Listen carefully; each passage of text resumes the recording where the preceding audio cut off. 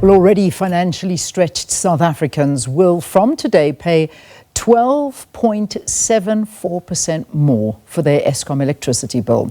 Now, the increase was approved by the National Energy Regulator of South Africa last month and will also see municipal customers paying a 11.32% increase from the 1st of July.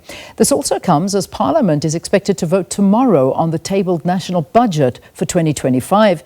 And that proposed 0.5% value-added tax rate increases amongst the proposals. And this was, of course, announced by the Minister of Finance, Enoch Godongwana. To talk more about this and some key data released by the Pietermaritzburg Economic Justice and Dignity Group's March 2025 Household Affordability Index, we're joined by Mervyn Abrahams. Mervyn, good to have you. Thanks for your time. Good morning, Leanne. All your listeners. I mean, it's getting so difficult for South Africans to get by at the moment. The average cost of foods prioritized and bought first in your Household Affordability Index increased by, I think you were saying 34 Rand 79 from 2,888 Rand 74 in February 2025 to 2,923 Rand 52 in March, which is this month that we've just come out of. Are South Africans affording to buy basic food items at this point? So, Leanne, it is very worrying. For the past about 5 or 6 months, we have seen food inflation beginning to cool. So we saw a downward trend in food prices. For the last 2 months, we are beginning to see an increase again. And the increase in food price inflation is happening at what we call, what you've mentioned, the core foods. These are the foods around which households or women tell us they cook a pot of food. So those foods would include things like cooking oil, it would include things like maize meal, potatoes, perhaps bits of chicken, soup, salts, etc. And when those prices increase by about 100 Rand, as it did between February and March, it means that there is less money left over in the household food budget to purchase, like, for instance, your green leafy vegetables or to purchase fruit, etc. So the nutritional diversity on the plates of South African households decreases. And that has major impacts on things, on areas like education, on health, on economic productivity, etc. So it really is a very worrying trend we are beginning to notice with this uptick again of food price inflation. Yeah, and the thing is that, you know, Parliament's expected to vote tomorrow on the 2025 tabled budget, and there just seems to not be developments at the moment. I mean, we saw the DA were meant to be hosting a press conference right now. They have postponed that. The ANC are saying, nope, they're not, that doesn't look like there's an agreement at the moment. And, you know, it's all about the 0.5% VAT rate increase. Whichever way you look at it, this is going to influence household affordability. That is just the bottom line. If it does go ahead, how tough is this going to be for South Africans? So essentially, I mean, it's disappointing that the minister decided to increase VAT by 0.5%, because we know that VAT is really a regressive tax. It weighs heavier on those with the least amount of money. And according to our household food basket, currently the VAT on that basket is somewhere in the region of about 323 Rand. And when this increase comes through, it would probably take the VAT on that basket to about 350 Rand. So that's just the VAT that is being paid on that basket. And without wages increasing significantly, what the effect of that will be is that households will have to purchase less of whatever basic essentials they need in order to pay this value-added tax. And it's our presumption that actually the minister is inflating the amount of tax and revenue he will get from that VAT. Because when people have to spend more on VAT, they buy less things in other areas of the economy, which means that he then loses VAT on those areas in the economy. So it just seems that Treasury hasn't done their homework with regard to VAT as an instrument to raise revenue. Yeah, and they do seem that, very fixed on this, and this is almost a non-negotiable that they say, they need it, that they need this extra revenue to come in. But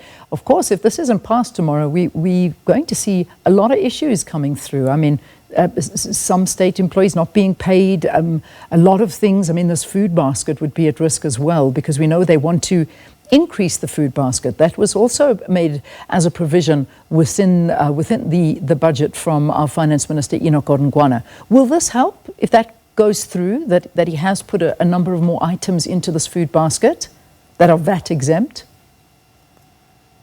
So, yes, so the minister has mentioned a number of foods that he intends to zero rate.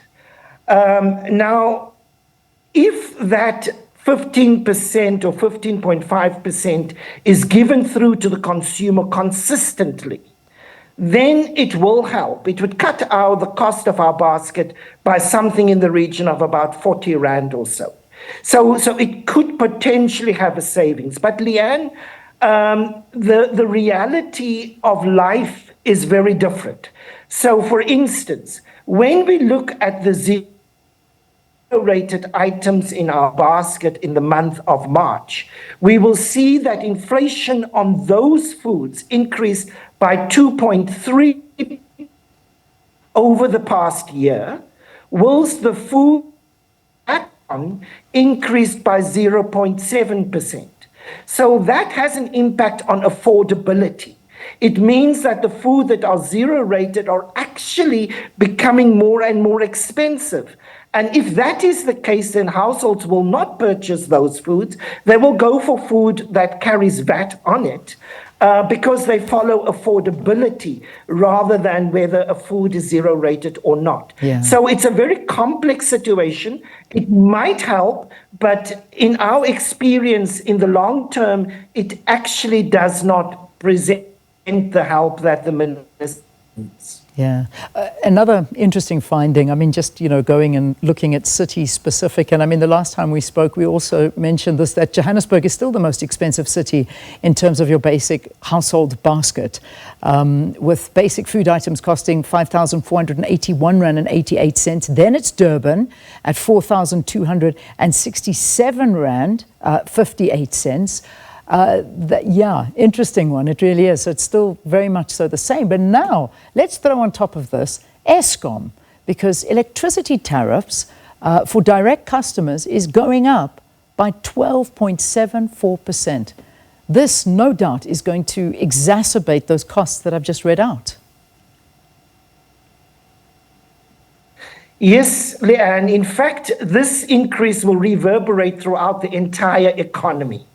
It's not only going to impact vulnerable households, it's going to impact the entire economy, because electricity is a major input cost in the production of just about every, and most of the producers will pass that increase on to the consumer, and that's likely to have inflationary impact, which would likely impact our GDP growth, because it is such a major impact, and could also likely lead to the Reserve Bank not lowering interest rates at their next sitting. So it will reverberate right throughout the economy. And if I can just give one example. So for instance, the national minimum wage increased by 4.4% above inflation for this year on the 1st of March. So that would tally for a worker earning that an additional 203 Rand. But if that worker uses 350 kilowatts of electricity, that would mean his electricity bill will actually increase by 115 Rand, leaving 88 cents out of this 203 Rand increase available for other goods and services in the household. So it'll gobble up most of the national minimum wage increase. Sure.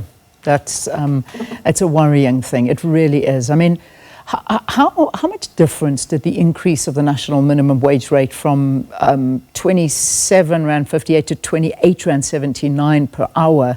We saw that happening and coming into effect on the 1st of March. Has that made a difference to the vulnerable sectors? I mean, I suppose we giveth and then we taketh away with a VAT increase. But I mean, has it made a difference? So essentially, when the commission announced this, they said it was above inflation, which of course it was, and that in itself is a good thing. The problem is now all these other increases, so the 12% electricity increase, the 0.5% VAT increase, just eats away at that. And so in real terms, wages, the national minimum wage would not have increased at all in real terms, because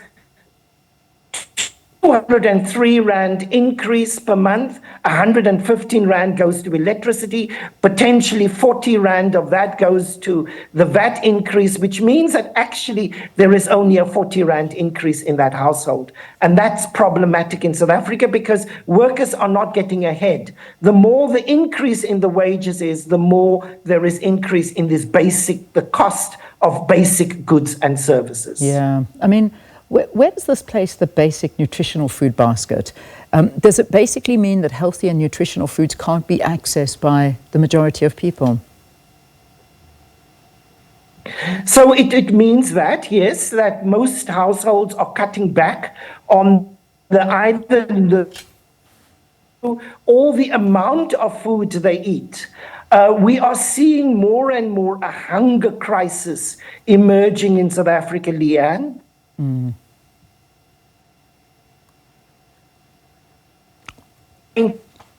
Oh, Mervyn, just frozen, just gone. But I think Mervyn Abrahams giving us a great indication of how tough it is out there, and just looking at the affordability index, and this is a major issue for South Africans at the moment. In fact, globally. Let's expand this, but obviously being here, that's where we focus. Mervyn, thank you. I know you can't hear us, but Mervyn Abrahams is the director of the Pietermaritzburg Economic Justice and Dignity Group. He's talking to us about a range of issues about the Affordability Index, and inside that is Eskom's tariff increase by 12.74%. It's gone up today for direct customers, and of course that proposed 0.5% value added rate increase announced by the finance minister.